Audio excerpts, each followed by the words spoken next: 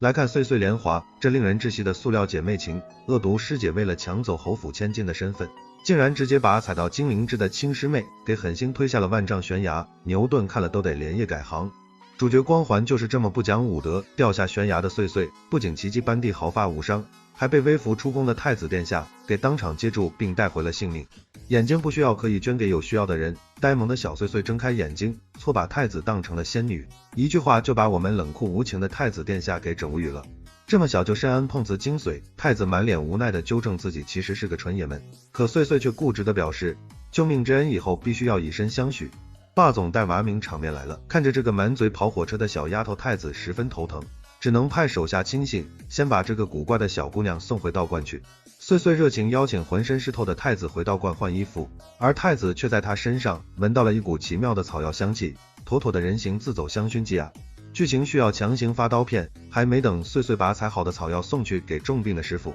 师傅就已经撑不住撒手人寰，留下他孤苦伶仃。看着失去唯一依靠在坟前伤心痛哭的小岁岁，太子顿生怜悯之情，当即决定带他回宫去好好保护，开启了带薪帮人养娃模式。智商盆地侯府上线，另一边恶毒师姐凭借着从岁岁那偷来的莲花玉佩，居然成功冒充了宁儿，当上了侯府千金大小姐。侯府上下把这个走失多年的假闺女宠上了天，却压根不知道真正的千金大小姐早就被他们认错，全家都不测个 DNA 的吗？野鸡给自己强加戏份，假千金一听过几日便是百花宴，立刻动了歪心思，发誓一定要在宴会上彻底拿下太子并踩扁旁人。岁岁在宫里听说神仙哥哥因为救自己耽误了晚课，这会正被那个坏脾气的皇帝在乾坤殿罚跪，这年头太子也是弱势群体啊。心疼不已的小岁岁带上点心就准备去送温暖，却因为这皇宫实在是太大，迷失在红墙绿瓦之中，名副其实的路痴走位。编剧硬塞的人形外挂，幸好岁岁天生拥有跟动物沟通的特异功能，在流浪小猫的指引下，这才顺利找到了乾坤殿的大门。这张嘴简直开过光，岁岁指责乾坤殿里的皇帝是一个坏蛋皇帝，并且直言不讳地指出，这个帅气的叔叔已经命不久矣。还没等周围的侍卫发火，皇帝就因为剧毒发作狂吐鲜血倒地，说吐血就吐血。岁岁见状赶紧耗费心神催长金灵芝，庸医团见大赏，请殿里太医们看着昏迷的皇帝个个直叹气，而岁岁二话不说，直接把刚催长好的金灵芝喂给皇帝。旁边的神医苏木见状大发雷霆，直呼这是胡闹，并且打赌要是能救活皇上，自己就当场拜岁岁为师，这 flag 立的那是震天响。灵芝下肚后，原本脉搏微弱的皇帝竟然奇迹般的苏醒，医学奇迹重出江湖。而岁岁嫌弃苏老头又老又凶，不肯收这个徒弟，亲眼见证了医学奇迹的苏木不仅不生气，反而厚着脸皮主动提出要收岁岁当自己的关门弟子，这变脸速度堪比川剧大师。皇帝龙颜大悦，免去了太子的全部惩罚，还要在过几日的百花宴上正式当众册封岁岁为安宁公主，火箭升职记都没这么快。假千金在侯府听说有民间来的小丫头救了皇帝，还要被封为唯一的异姓公主，心里嫉妒的要死，红眼病晚期没救了。真是无巧不成修罗场，册封大典如期在百花宴上隆重举行。假千金为了出风头故意上前迎候，却偏偏和岁岁撞了个正着，看到被自己亲手推下悬崖的师妹竟然还活着，而且还成了尊贵的公主假千金，吓得当场魂飞魄散，这报应来得猝不及防。拙劣的奥斯卡演技，害怕当场被岁岁认出来的假千金捂着肚子装病，急匆匆地拉着侯府夫人离开大殿，想赶紧回家去找妈妈。此时皇帝在大殿上正好想要召见侯府这位千金，沈家三少爷赶忙解释说，妹妹是因为肚子太疼，猪队友神助攻上线。假千金为了将戏演足，只能在外面假装疼得要死。随行的太医摸完脉搏之后，却觉得他根本就没病，只要我不尴尬，尴尬的就是别人。岁岁和太子得知消息后，也带着人赶过来探望。假千金躺在床上冷汗直流，生怕被看出什么破绽，心虚的都要自燃了。张口就来的颠倒黑白，恶毒师姐见到岁岁后，为了撇清关系，立刻信口开河，瞎说岁岁是自己去悬崖上采药不小心掉下去的。面对师姐的极力狡辩，岁岁并没当场戳穿，而在一旁观察的沈家三少爷心里也开始怀疑起这个妹妹。瞎子终于要复明了，容嬷嬷附体了属于是苏木神医，为了惩罚这个满口谎言的假千金，故意拿起粗大的银针，扎得假千金撕心裂肺直掉眼泪。扎完针后，太子带着岁岁来到屋子外面呼吸新鲜空气，两个人都在琢磨这个四小姐为什么会装病，连柯南看了都直呼内行。三公子跑来跟岁岁抱怨说，自家带回来的妹妹就是个撒谎精，以前在府里就总是冤枉自己砸玩具，真是绿茶界的扛把子。菜鸟还想越级打怪，贾千金为了能在京城寻找更强大的靠山，好跟公主抗衡，连夜密谋要带着侯府夫人去百草堂拜师。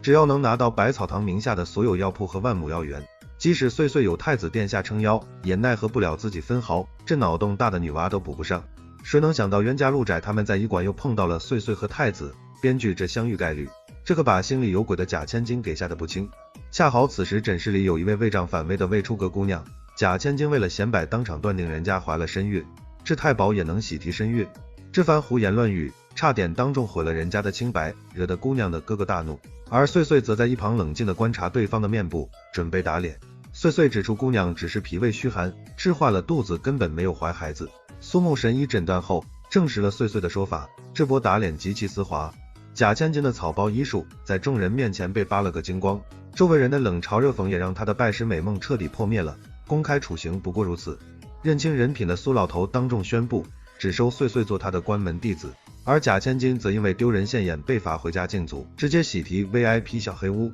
智商终于重新占领高地了。回宫路上，太子向侯府夫人询问起当年走时的事情，并由此怀疑这个所谓的四小姐可能是个假货。听到夫人说胎记和走时地点都能对上，太子决定继续观察。岁岁在宫里用超能力让药草疯狂生长，化身人形化肥。禁足期满的贾千金假借探望的名义，带着有毒的梅子汁进宫，想要借此机会一举毒死岁岁，免除后患。没3年脑血栓干不出这事。没成想娇蛮的德善公主突然半路杀了出来，抢走了梅子汁，咕咚咕咚喝下了2大口，直接昏死过去，纯纯的炮灰工具人啊！德善公主当场中毒倒地不起，吓坏了周围的宫人。岁岁当机立断，用新鲜药草帮公主成功进行了催吐，这波急救操作满分。反派必备技能之下乱甩锅，皇后娘娘听闻消息火急火燎赶来，不分青红皂白就要治罪。幸好太子和3公子都在一旁力保岁岁。经过神医苏木的银针查验，装梅子汁的瓷碗确实含有剧毒，而3公子更是作证是贾千金带了梅子汁，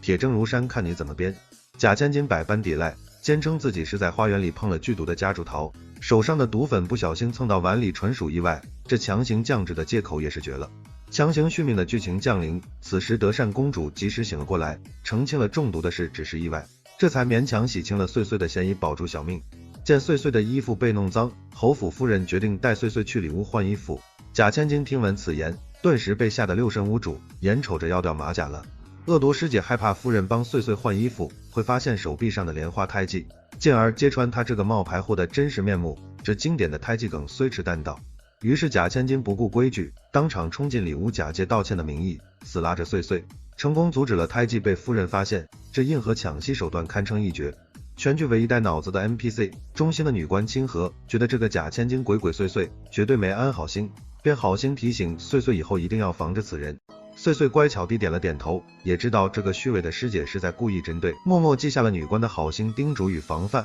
扮猪吃老虎的苗头有了。主角光环开到最大档位，岁岁正式接过了苏木二师傅送来的百草堂掌事对牌，皇帝还将北郊最肥沃的皇家药园赏赐给他。痛失要地且被夺权的皇后得知消息后气急败坏，像极了跳梁小丑，恶狠狠地在暗中密谋，要在皇家药园中干掉岁岁。岁岁正高高兴兴的在北郊大山里搜集着极品野生的中药草，却不知一伙心怀鬼胎的刺客已悄然包围，危险总在高兴时准点打卡。刺客原本想用带过来的剧毒小蛇咬死岁岁不留痕迹，不曾想毒蛇听懂了岁岁的话，当场溜之大吉。这蛇怕是考过外语8级吧。刺客一计不成，索性直接动手将岁岁给掳走。岁岁在逃跑过程中机智的用药粉弄下了其中一人，物理致盲效果拉满，摔崖定律永不缺席。摔下山崖的岁岁正巧掉在了一只野生大老虎的背上，他细心的帮这只受伤的百兽之王拔掉了刺。迪士尼在逃公主实锤，大老虎当即认岁岁为主，把追杀上来的刺客吓得魂飞魄散，并且拖着岁岁一路找到了山上的古刹。碰巧太后娘娘和侯府夫人也在寺庙中烧香拜佛，看见岁岁骑着一只威风凛凛的斑斓猛虎出现，这牌面简直比皇帝出巡还拽。岁岁大方地将自己在路上摘来的野果送给太后品尝，懂事又贴心的模样让太后顿时乐开了花，轻易拿下最高级别金大腿。贾千金看到岁岁不仅安然无恙，还和太后拉上了关系，气急败坏，更加提心吊胆，生怕自己身份被戳穿，嫉妒的后槽牙都要咬碎了。为了阻止夫人带岁岁去后堂沐浴更衣，导致莲花胎记曝光，这个毒辣的心机女决定在半夜动手，真是老太太钻被窝给爷整笑了。贾千金趁着夜深人静潜入碎碎的客房，企图用油灯放火，想要在睡梦中将这个真千金给活活烧死，这智商也就基本告别宫斗了。却不知警惕的太子殿下早就派人严密监视着他的一举一动，在纵火现场将他抓了个底朝天，大型自投罗网翻车现场。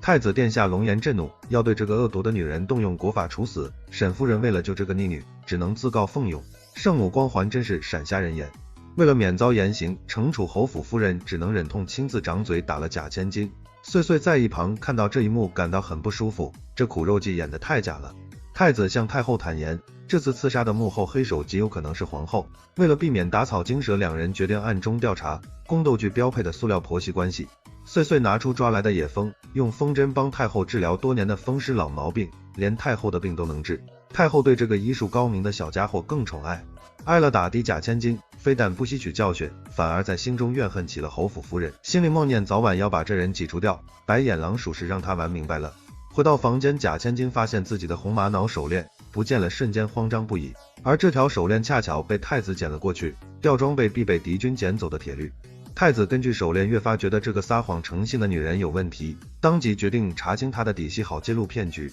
大男主终于要认真搞事业了。碎碎带着太子前往后院桃花林中寻找治太后腿疼的秘方，并在太子面前展示了操控风群的本事，漫威都得请你去当超级英雄。